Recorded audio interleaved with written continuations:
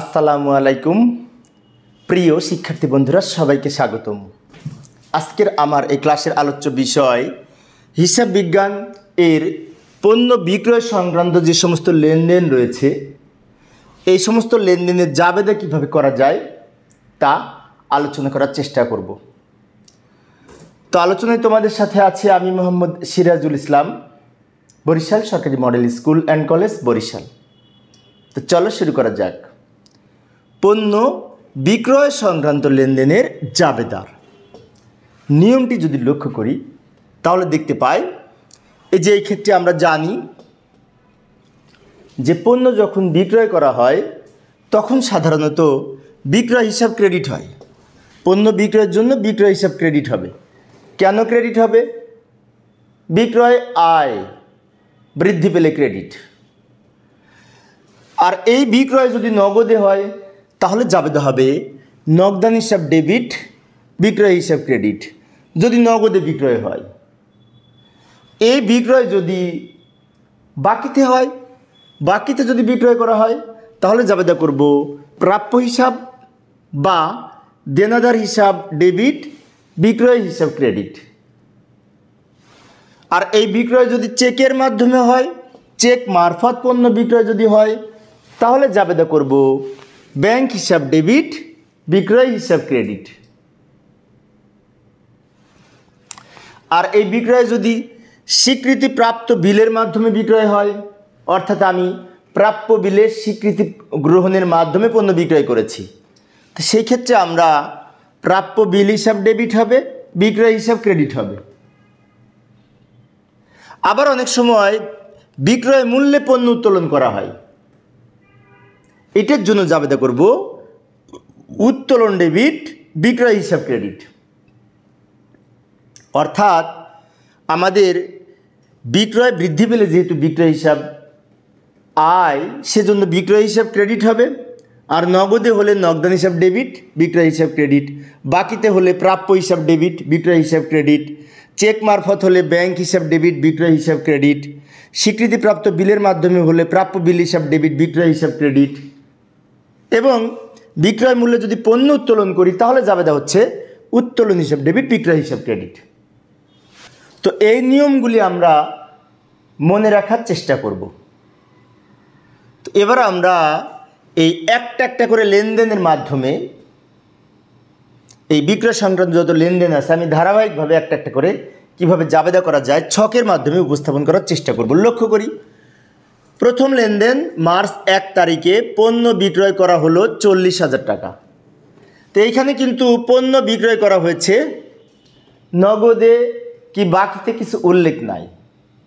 আবার কোন প্রতিষ্ঠানের নিকট থেকে বা কোন প্রতিষ্ঠানের নিকট বিক্রয় করেছি সে কথাও কিন্তু বলা নাই। যেহেতু প্রতিষ্ঠানের নাম নাই সেজন্য এটি নগদে মনে করতে হবে। তাহলে নগদে পণ্য বিক্রি করলে নগদ টাকা বাড়ে, সেজন্য নগদান হিসাব ডেবিট, টাকা লিখব এই 40,000 টাকা। অপরদিকে বিক্রয়ের ফলে আয় বৃদ্ধি পায়, সেজন্য ক্রেডিট দিকে লিখব বিক্রয় হিসাব ক্রেডিট, টাকা লিখব এই 40,000 টাকা। ব্যাখ্যায় লিখব নগদে পণ্য বিক্রয়, অর্থাৎ পণ্য বিক্রয় করা হলো, এই ক্ষেত্রে যেহেতু প্রতিষ্ঠানের নাম নাই, কোন প্রতিষ্ঠানের নিকট পণ্য বিক্রয় করেছি সেজন্য এটি নগদে মনে করে হিসাবভুক্ত হবে।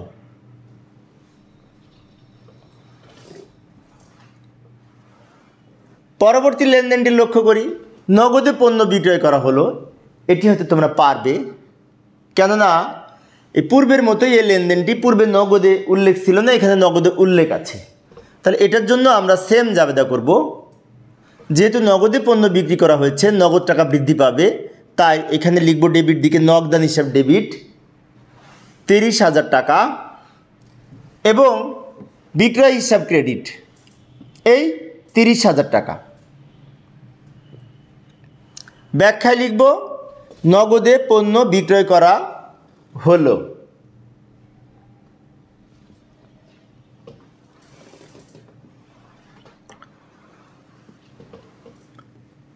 পরের লেনদেনটি লক্ষ্য করি, এইখানে কি বলছে? পণ্য বিক্রয় করে 60,000 টাকা চেক প্রাপ্তি। তো আধুনিক নিয়মে চেক প্রাপ্তিকে ব্যাংক হিসাবে গণ্য করতে হবে। সেজন্য আমরা জাবেদা করব, যেহেতু চেক পাওয়া গেছে ব্যাংক হিসাব ডেবিট করব 60,000 টাকা, এবং বিক্রয় হিসাব, বিক্রয় যেহেতু আয় বৃদ্ধি পেলে ক্রেডিট, সেজন্য বিক্রয় হিসাব ক্রেডিট হবে এই 60,000 টাকা। তো প্রিয় শিক্ষার্থী বন্ধুরা, বিশেষ করে আজ থেকে প্রায় 10 বছর পূর্বে আমরা যখন জাবেদা করেছি, শিক্ষার্থীদেরকে যখন জাবেদা শিখিয়েছি, তখন কিন্তু আমরা চেক প্রাপ্তিকে নগদান হিসাবে গণ্য করে নগদান হিসাব ডেবিট হতো। কিন্তু বর্তমানে সকল চেক দাগ কাটা চেক হিসেবে গণ্য করে এই ব্যাংক হিসাবে ডেবিট হবে। বিষয়টি মনে রাখব। ব্যাখ্যায় লিখব, চেক মারফত পণ্য বিক্রয় করা হলো।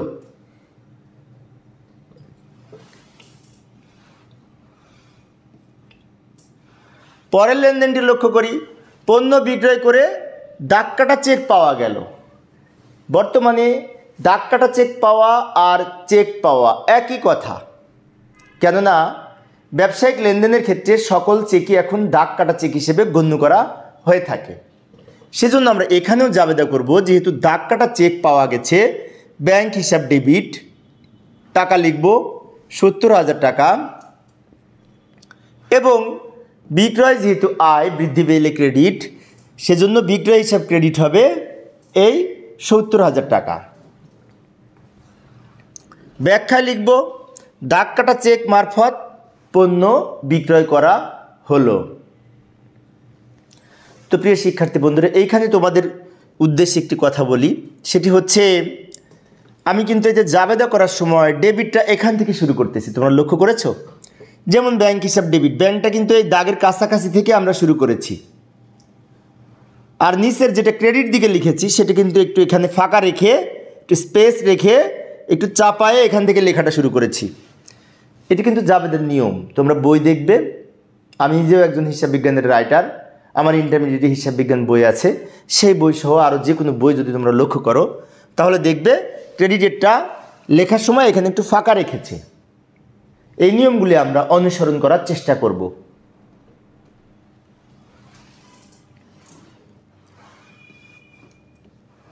পরবর্তী লেনদেনটি লক্ষ্য করি। বাকিতে পণ্য বিক্রয় করা হলো 80,000 টাকা। এখানে বাকিতে উল্লেখ আছে, সেজন্য এটি ধারে হিসাবভুক্ত হবে, তাই না? তো বাকিতে যদি আমরা পণ্য বিক্রয় করি তাহলে জাবেদা কি হবে, তাই না?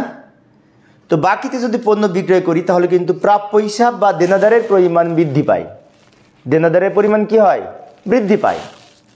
দেনাদারের আর এক নাম প্রাপ্য হিসাব, সম্পদ বৃদ্ধি পেলে ডেবিট।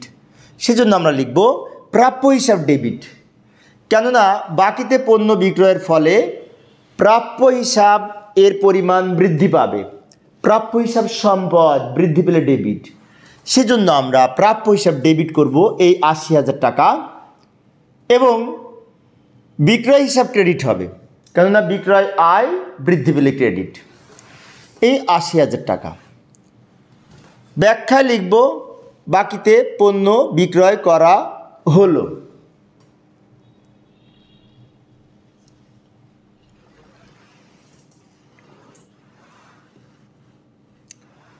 পরের লেনদেনটি লক্ষ্য করি। স্বীকৃতিপ্রাপ্ত বিলের মাধ্যমে পণ্য বিক্রয় 10,000 টাকা। স্বীকৃতিপ্রাপ্ত বিলের মাধ্যমে পণ্য বিক্রয় বিষয়টা কি? সেটি হচ্ছে, আমি একজনের কাছে পণ্য বিক্রয় করেছি, সে আমাকে একটি কাগজে স্বীকৃতি প্রদানের মাধ্যমে আমাকে একটি বিল দিয়েছে। সেখানে লেখা আছে 3 মাস, 4 মাস বা 5 মাস পরে এই টাকাটা পরিশোধ করবে, এই শর্তে সে আমাকে একটি কাগজ দিয়েছে যার নাম প্রাপ্য বিল। তাহলে এই প্রাপ্য বিলটা কিন্তু সম্পদ, কেননা এই বিলের টাকা আমি ভবিষ্যতে পাবো। সেটাকে বলা হয় স্বীকৃতিপ্রাপ্ত বিলের মাধ্যমে পণ্য বিক্রয়। অর্থাৎ এটি ধারে বিক্রয়, কিন্তু যিনি আমার কাছ থেকে কিনছে তিনি আমাকে একটি কাগজ দিয়েছে, সেই কাগজটা আমার কাছে, এই কাগজের নাম প্রাপ্য বিল, সম্পদ বৃদ্ধি পেলে ডেবিট হবে। সেজন্য আমরা জাবেদা করব প্রাপ্য বিল হিসাব ডেবিট এই 10,000 টাকা। এখানে অবশ্য আমরা যদি লিখতাম প্রাপ্য নোট ডেবিট তাও হতো, কারণ প্রাপ্য বিলের আর এক নাম প্রাপ্য নোট, এগুলি আমরা মনে রাখব। আর ক্রেডিট দিকে হবে, যেহেতু পণ্য বিক্রয় করা হয়েছে, বিক্রয় আয় বৃদ্ধি পেলে ক্রেডিট, সেজন্য বিক্রয় হিসাব ক্রেডিট হবে, টাকা হবে 10,000 টাকা। ব্যাখ্যায় লিখব স্বীকৃতিপ্রাপ্ত বিলের মাধ্যমে পণ্য বিক্রয়।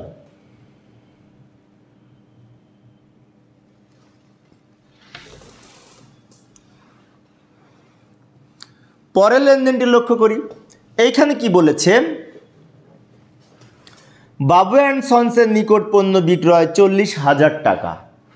তো এইখানে কিন্তু নগদে কি বাকিতে কিছু বলা নাই, বাট বাবু অ্যান্ড সন্সের নাম আছে। আবারও বলি বিষয়টা, এখানে বাবু অ্যান্ড সন্সের নিকট পণ্য বিক্রয়, অর্থাৎ বাবু অ্যান্ড সন্সের নাম আছে, কিন্তু নগদে কি বাকিতে কিছু বলা নাই। তাহলে নাম যদি উল্লেখ থাকে পণ্য ক্রয় এবং বিক্রয় করার সময়, আর নগদে কথাটা যদি উল্লেখ না থাকে, তাহলে এটা ধারে মনে করে হিসাবভুক্ত হবে। তাহলে কিভাবে লিখব লক্ষ্য করি। বাকিতে পণ্য বিক্রয়ের জাবেদা কিছুক্ষণ আগে যেভাবে করেছি সেইভাবে করব। প্রাপ্য হিসাব ডেবিট, টাকা লিখব 40,000 টাকা, এবং বিক্রয় হিসাব ক্রেডিট, টাকা লিখব এই 40,000 টাকা। এখানে একটি বিষয় লক্ষণীয়, সেটি হচ্ছে আমরা প্রাপ্য হিসাব যে ডেবিট করব, তার পাশে বাবু অ্যান্ড সন্স যে কোম্পানির নিকট পণ্য বিক্রয় করব তার নামটা লিখে রাখব। তোমাদের হয়তো মনে হতে পারে যে লেখা কি বাধ্যতামূলক? বাধ্যতামূলক না, তবে লেখা উত্তম, তাই উত্তম কাজটি আমরা করব। ব্যাখ্যায় লিখব বাকিতে পণ্য বিক্রয় করা হলো। আমি আবার বিষয়টা বলছি, সেটি হচ্ছে নাম যদি উল্লেখ থাকে পণ্য ক্রয় বা বিক্রয় করার সময়, তাহলে সেটি ধারে মনে করে হিসাবভুক্ত হবে। বাকিতে পণ্য বিক্রয় হিসেবে আমরা এখানে লিখেছি। আমরা জানি বাকিতে পণ্য বিক্রয় করলে প্রাপ্য হিসাব বৃদ্ধি পায়, প্রাপ্য হিসাব সম্পদ বৃদ্ধি পেলে ডেবিট। পরের লেনদেনটি লক্ষ্য করি। এখানে বলছে নিলয় অ্যান্ড সন্সের নিকট নগদে পণ্য বিক্রয়। ভালো করে লক্ষ্য করি, এখানে কিন্তু নাম আছে নিলয় অ্যান্ড সন্স, আবার নগদ কথাটাও উল্লেখ আছে। তাহলে ঘটনাটা কি হলো? নাম আছে এবং নগদ আছে, তাহলে আমরা কোনটা ধরবো, তাই না? তোমাদের কি মনে হচ্ছে? এখানে অবশ্যই নগদে মনে করে হিসাবভুক্ত হবে, অর্থাৎ একই লেনদেনের মধ্যে যদি নাম থাকে এবং নগদ থাকে, তাহলে নগদে পণ্য বিক্রয় ধরে আমাদের জাবেদা করব। তাহলে এই ক্ষেত্রে আমরা জাবেদা করব কিভাবে? নগদান হিসাব ডেবিট, টাকা লিখব 30,000 টাকা, এবং বিক্রয় হিসাব ক্রেডিট, টাকা লিখব 30,000 টাকা। ব্যাখ্যায় অবশ্য নাম লিখব নিলয় অ্যান্ড সন্সের নিকট নগদে পণ্য বিক্রয়। অর্থাৎ একই লেনদেনের মধ্যে যদি নাম থাকে সাথে সাথে নগদ থাকে, তাহলে নগদে বিক্রয় মনে করে এইভাবে হিসাবভুক্ত হবে। আমরা জানি নগদে পণ্য বিক্রি করলে নগদ টাকা বৃদ্ধি পায়, তাই নগদান হিসাব ডেবিট এবং বিক্রয় হিসাব ক্রেডিট। ব্যাখ্যায় অবশ্য নাম লিখব।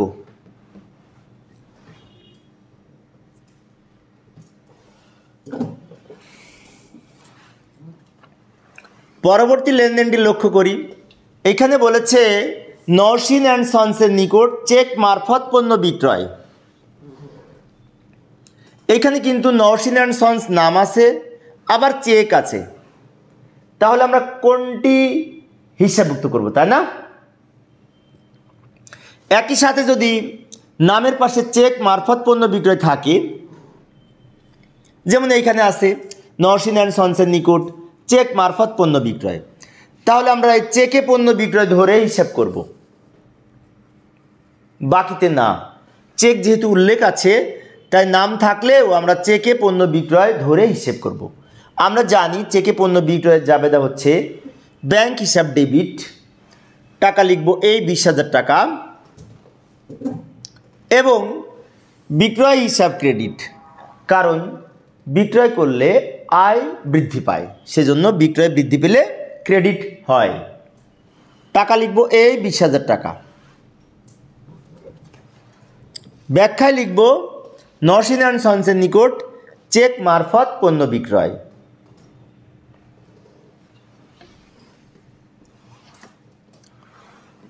পরের লেনদেনটি লক্ষ্য করি কি বলেছে। এইখানে বলেছে 8,000 টাকার পণ্য 10,000 টাকায় বিক্রয়। এই লেনদেনটা এক্সেপশনাল মনে হচ্ছে, তাই না? 8,000 টাকার পণ্য 10,000 টাকায় বিক্রয় করলাম, এর অর্থ হচ্ছে আমি যে পণ্যটি 8,000 টাকায় কিনেছিলাম সেটা বিক্রয় করলাম 10,000 টাকায়। এই যে আমি লাল কালি দিয়ে রেখেছি সহজে বোঝানোর জন্য।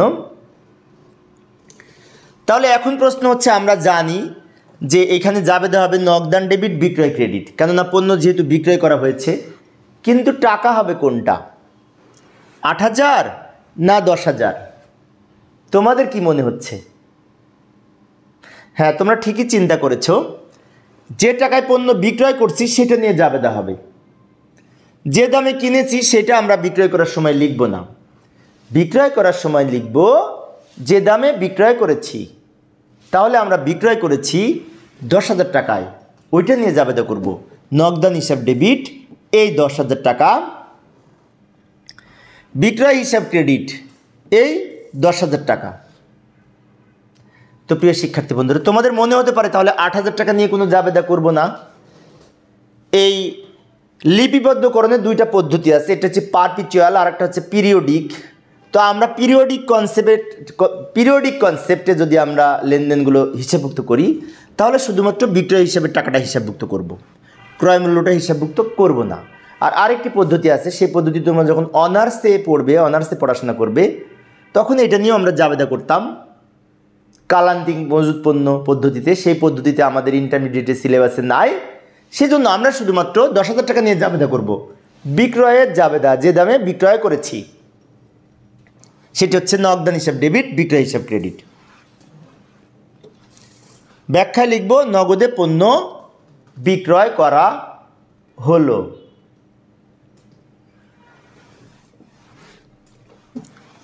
পরের লেনদেনটি লক্ষ্য করি। এইখানে বলেছে 80,000 টাকার পণ্য বিক্রয় করে 50% নগদ প্রাপ্তি। তাহলে আমরা 50% যদি নগদ পাই তাহলে অবশিষ্ট 50% কিন্তু ধারে মনে করে হিসাবভুক্ত হবে। লক্ষ্য করি এই 80,000 টাকা, এই 80,000 টাকার 50% সমান 40,000 টাকা। এটা হচ্ছে নগদে। আর 80,000 টাকার আরও 50% কত হবে, 40,000 টাকা। এটা কিন্তু ধারে, সরি, এই 40,000 টাকা ধারে বা বাকিতে। সেজন্য আমরা জাবেদা করব নগদে কত টাকা পাচ্ছি, 40,000 টাকা, এটার 50%। নগদান হিসাব ডেবিট এই 40,000 টাকা। আর অবশিষ্ট 50% সম্পর্কে কিছু বলা নাই। যদি না বলা থাকে তাহলে বাকিতে মনে করে হিসাবভুক্ত হবে। আমরা জানি বাকিতে পণ্য বিক্রয় করলে প্রাপ্য হিসাব ডেবিট, টাকা লিখব এই 40,000 টাকা। আর এই দুইটা যোগ করে বিক্রয় হিসাব ক্রেডিট এই 80,000 টাকা হবে। অর্থাৎ বিক্রয় হিসাবের ক্রেডিটের সম্পূর্ণ 80,000 টাকায় লিখব, এর 50% নগদে আর 50% বাকিতে হিসাবে প্রাপ্য হিসাব ডেবিট হবে।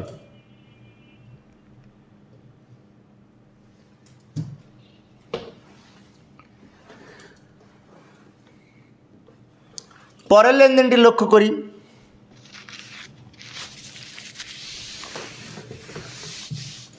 এখানে কি বলছে লক্ষ্য করি। এখানে বলছে নাজিয়া ট্রেডার্সের নিকট 80,000 টাকার মাল বিক্রি করে 50% নগদে 20% চেকে পাওয়া গেল। তাহলে আমরা জানি মোট 100%। তো 100%-এর মধ্যে এই 50% নগদে 20% চেকে, তাহলে এখনও কিন্তু 30% বাকি থাকে। সেটার সম্পর্কে কিছু বলা নাই। না থাকলে ওই 30% কিন্তু ধারে মনে করে হিসাবভুক্ত হবে। বিষয়টি লক্ষ্য করি। আমরা এই ৮০,০০০ টাকার ৮০,০০০ ইন্টু 50% নগদে 50% কত হবে? ৪০,০০০ টাকা, এটা নগদে। আবার ৮০,০০০ টাকার 20% সমান ১৬,০০০ টাকা, এটা কিন্তু কত? চেকে বলেছে, তাহলে এটা ব্যাংক হবে। আর এই ৮০,০০০ টাকার এখনো 30% বাকি থাকে,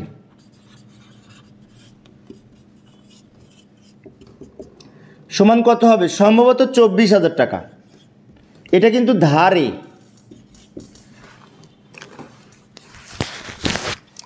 অর্থাৎ আমরা যখন জাবেদা করব 3টা ডেবিট হবে। কি কি লক্ষ্য করি? নগদান হিসাব ডেবিট করব, এটার 50% টাকা, এই ৪০,০০০ টাকা। চেকের জন্য ব্যাংক হিসাব ডেবিট করব, এইটার 20% ১৬,০০০ টাকা। এবং অবশিষ্ট 30%-এর জন্য প্রাপ্য হিসাব ডেবিট করব ধারে হিসেবে, এইটার এই 30% ২৪,০০০ টাকা। আর এই সবগুলো যোগ করে বিক্রয় হিসাব ক্রেডিট হবে মোট ৮০,০০০ টাকা। অর্থাৎ মোট ৮০,০০০ টাকা যে পণ্য বিক্রি করেছি তার মধ্যে হতে 50% নগদে, 20% চেকে, 50 আর 20 70%, আর বাকি 30% সম্পর্কে কিছু বলা নাই। তাহলে সেই অংশটুকু ধারে মনে করে প্রাপ্য হিসাব ডেবিট হবে ২৪,০০০ টাকা।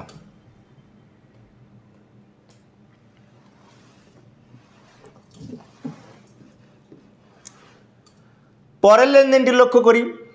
এখানে বলেছে রাকিবের নিকট ৮০,০০০ টাকার পণ্য বিক্রয়, 50% চেকে, অবশিষ্ট কিছু বলা নাই। তাহলে অবশিষ্ট আমাদের এই ৮০,০০০ টাকার 50% ৪০,০০০ টাকা হয়, আর বাকি 50% ধারে মনে করে হিসাবভুক্ত হবে। সেজন্য আমরা জাবেদা করব, যেহেতু চেকে বলেছে ব্যাংক হিসাব ডেবিট, টাকা হবে এই ৮০,০০০ টাকার 50% ৪০,০০০ টাকা। অর্থাৎ আমরা যদি এখানে ক্যালকুলেশন করি তাহলে একটু লক্ষ্য করি।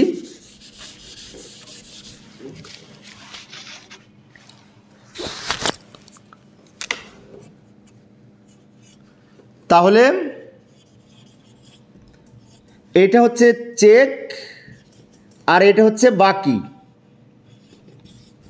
বাকিতে।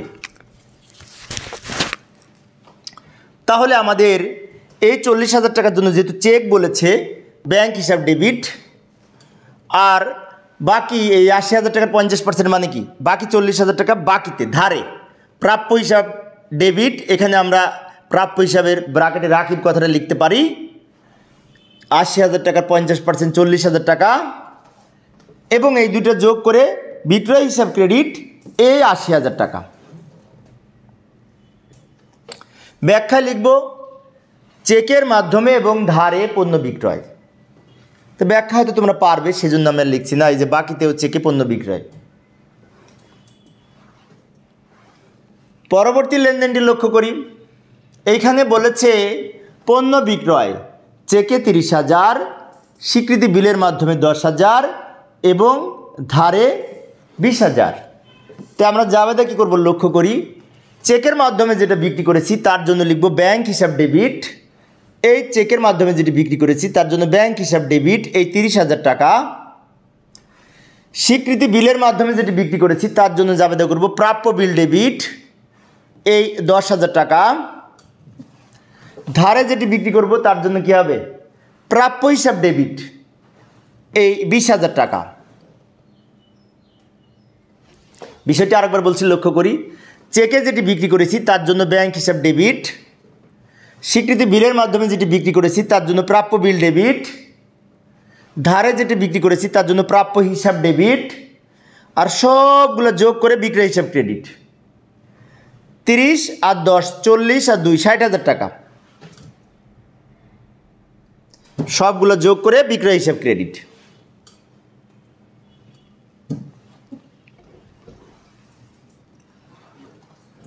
পরের লেনদেনটি লক্ষ্য করি। এইখানে বিষয়টি আমাদের একটু বোঝার আছে, ভালো করে লক্ষ্য করি। এইখানে বলেছে 1 লক্ষ টাকার পণ্য 10% কারবারি বাট্টায় বিক্রি করে 40% নগদে অবশিষ্ট চেকে। তাহলে এইখানে আমাদের কিন্তু এই 1 লক্ষ টাকা 10% 10,000 টাকা হয়। তাহলে 1 লক্ষ থেকে 10,000 বিয়োগ করলে 90,000 টাকা হয়। সেই 90,000 টাকার 40% নগদে, 6 নং কত, 4 নং 36, এটা নগদে। আর অবশিষ্ট 100%-এর মধ্যে এখানে 40% চলে গেলে এখানে 60% থাকে। তাহলে আবার ওই 90,000 টাকার 60% সমান 6 নং 54,000 টাকা। এটা চেকে বলেছে, চেকে। তাহলে আমরা জাবেদা করব, নগদান হিসাব ডেবিট, জাবেদা যখন করব নগদান হিসাব ডেবিট এই 36,000 টাকা, নগদান হিসাব ডেবিট এই 36,000 টাকা। আর এটা যেহেতু চেকে বলেছে 54,000 টাকা, তাই ব্যাংক হিসাব ডেবিট এই 54,000 টাকা। আর বিক্রয় হিসাব ক্রেডিট এই 90,000 টাকা।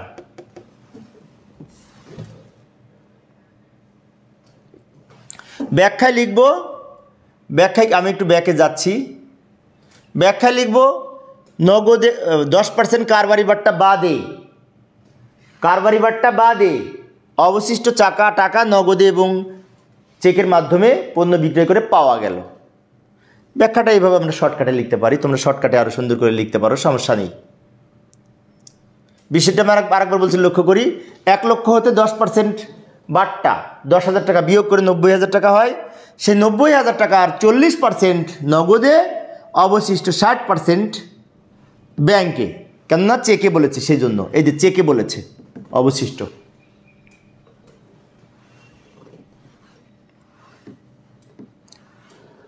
পরবর্তী লেনদেনটি লক্ষ্য করি। 35,000 টাকার পণ্য বিক্রয়ের অর্থ দ্বারা যন্ত্রপাতি ক্রয়। তাহলে পণ্য বিক্রি করে সেই টাকা দিয়ে আমরা যন্ত্রপাতি কিনেছি। তাহলে এই ক্ষেত্রে আমরা জাবেদা করব যন্ত্রপাতি বৃদ্ধি পাচ্ছে, সম্পদ। সেজন্য আমরা জাবেদা করব যন্ত্রপাতি হিসাব ডেবিট এই 35,000 টাকা এবং বিক্রয় হিসাব ক্রেডিট এই 35,000 টাকা। যন্ত্রপাতি যেহেতু বৃদ্ধি পাচ্ছে, সম্পদ বৃদ্ধি পেলে ডেবিট, সেজন্য যন্ত্রপাতি হিসাব ডেবিট 35,000 টাকা এবং বিক্রয় করে আয় হচ্ছে, আয় বৃদ্ধি পেলে ক্রেডিট, সেজন্য বিক্রয় হিসাব ক্রেডিট 35,000 টাকা। ব্যাখ্যা লিখব পণ্য বিক্রয়ের অর্থ দ্বারা যন্ত্রপাতি ক্রয়।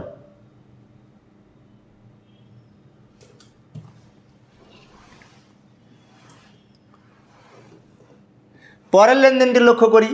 বিদেশে পণ্য রপ্তানি করা হলো 5 লক্ষ টাকা।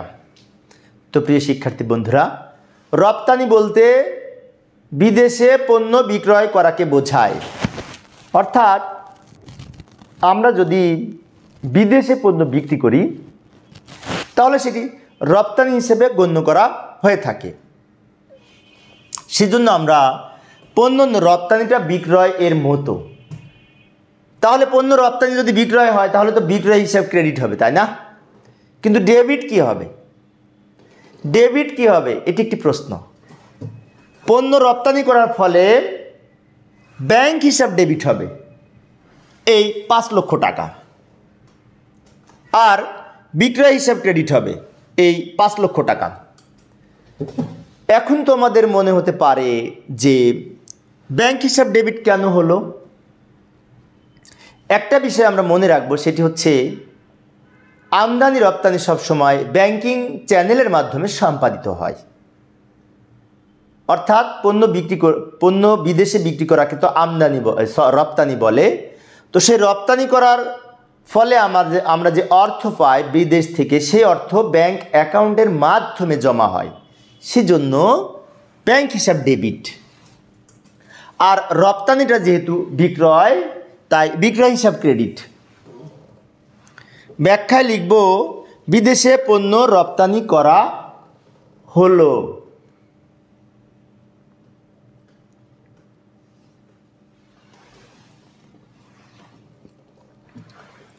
পরের লেনদেনটি লক্ষ্য করি। এইখানে বলেছে যে, আমি একটু নিচে লিখে দেখাচ্ছি,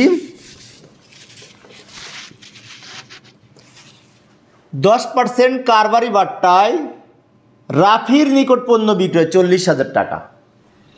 তাহলে এটা কিন্তু নাম আছে, রাফি নাম উল্লেখ আছে, সেজন্য আমরা জাবেদা করব প্রাপ্য হিসাব ডেবিট। কেননা বিক্রয়ের সময় যদি নাম থাকে আর নগদে উল্লেখ না থাকে তাহলে সেটি ধারে মনে করতে হয়। এখন প্রশ্ন হচ্ছে টাকা লিখব কত, তাই না? টাকা হবে এই 40,000 টাকা থেকে বাট্টা বাদ যাবে, 40,000 টাকা 10% সমান 40,000 মাইনাস এটুকু সমাধান করলে হবে সম্ভবত 4,000 টাকা।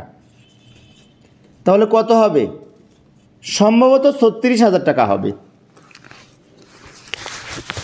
তাহলে এই 36,000 টাকা নিয়ে জাবেদা করব প্রাপ্য হিসাব ডেবিট, বিক্রয় হিসাব ক্রেডিট, এই 36,000 টাকা।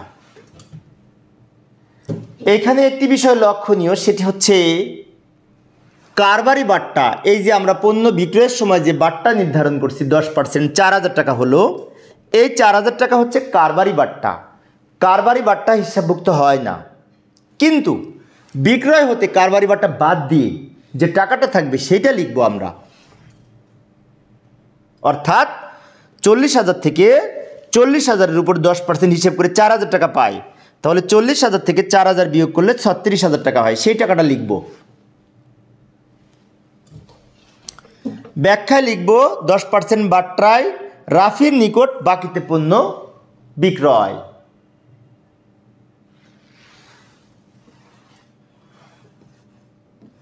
পরের লেনদেনটি লক্ষ্য করি, মুনাফাবিহীন পণ্য বিক্রয়। তো মুনাফাবিহীন পণ্য বিক্রয়, এই প্রশ্নটি আমাদের বিভিন্নভাবে আসে, অনেক সময় সমন্বয় হিসেবে থাকে, তারপরে সাধারণ জাবেদায় এই প্রশ্নটি থাকে। তাই আমরা একটু এটা মনে রাখার চেষ্টা করব। মুনাফাবিহীন পণ্য বিক্রয়ের সমাধান হচ্ছে যে এই 4,000 টাকা ক্রয় থেকে এবং বিক্রয় থেকে বিয়োগ করতে হবে। অর্থাৎ এই 4,000 টাকা দ্বারা ক্রয় এর পরিমাণ কমবে এবং বিক্রয় এর পরিমাণ কমবে। তাহলে আমাদের জাবেদায় কি করব, তাই না? তাহলে মুনাফাবিহীন পণ্য বিক্রয় আমরা বিক্রয় থেকে বিয়োগ করি। তো বিক্রয় হচ্ছে ক্রেডিট ব্যালেন্স, কমে গেলে কিন্তু ডেবিট হবে। সেজন্য আমরা যদি বিক্রয় হিসাব ডেবিট করি 4,000 টাকা, এই 4,000 টাকা, তাহলে অটোমেটিক বিক্রয় থেকে এই 4,000 টাকা বিয়োগ হবে। সেজন্য আমাদের পণ্য বিক্রয় থেকে যেহেতু বিয়োগ করতে হবে এই মুনাফাবিহীন বিক্রয়, সেজন্য বিক্রয়কে কমাতে হবে। বিক্রয়কে কমাতে হলে বিক্রয় হিসাব ডেবিট করতে হবে, তাহলে বিক্রয় কমে যাবে। অপরদিকে এই 4,000 টাকা আবার ক্রয় থেকেও বিয়োগ হবে। তো ক্রয় তো ডেবিট ব্যালেন্স, ডেবিট উদ্বৃত্ত। তো ক্রয়কে যদি কমাতে হয় তাহলে ক্রয় হিসাব ক্রেডিট হবে।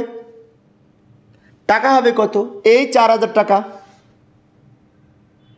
আবারও বলছি বিষয়টা, ক্রয় কেন ক্রেডিট হলো? এই মুনাফাবিহীন বিক্রয় আইটেমটা বিক্রয় থেকে বিয়োগ হয়, সেজন্য বিক্রয় থেকে বিয়োগ হয়, যেহেতু বিক্রয় হিসাব ডেবিট করেছি। আবার ক্রয় থেকেও বিয়োগ হয়, সেজন্য আমরা ক্রয় থেকেও যেহেতু বিয়োগ হয়, ক্রয়ের পরিমাণ কমবে, তাই ক্রয় হিসাব ক্রেডিট করেছি। ক্রয় হচ্ছে ব্যয়, কমে গেলে ক্রেডিট হবে। ব্যাখ্যা লিখব মুনাফাবিহীন পণ্য বিক্রয়।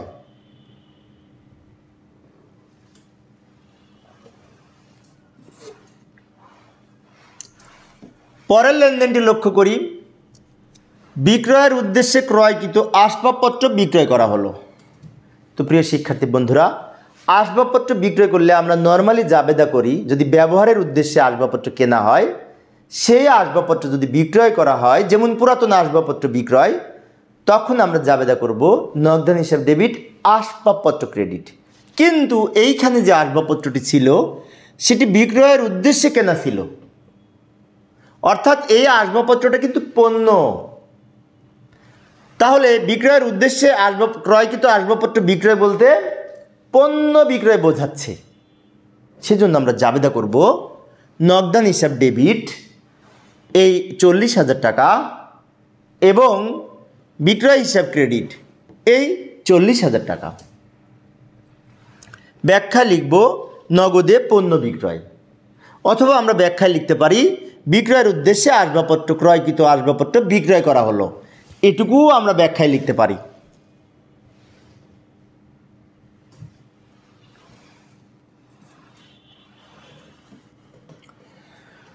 তো প্রিয় শিক্ষার্থী বন্ধুরা, এই ছিল আমার আজকের আলোচনার বিষয়। আমার পরবর্তী ক্লাসের আলোচ্য বিষয় হচ্ছে এই পণ্য বিক্রয় ফেরত সংক্রান্ত যে সমস্ত লেনদেন আছে, বিক্রয় ফেরত সংক্রান্ত এই সমস্ত লেনদেনের কিভাবে জাবেদা করা যায় তা আলোচনা করার চেষ্টা করব। দেখার আমন্ত্রণ রইল। তো পরিশেষে সবাই ভালো থাকবে এবং সুস্থ থাকবে এই কামনায়। খোদা হাফেজ।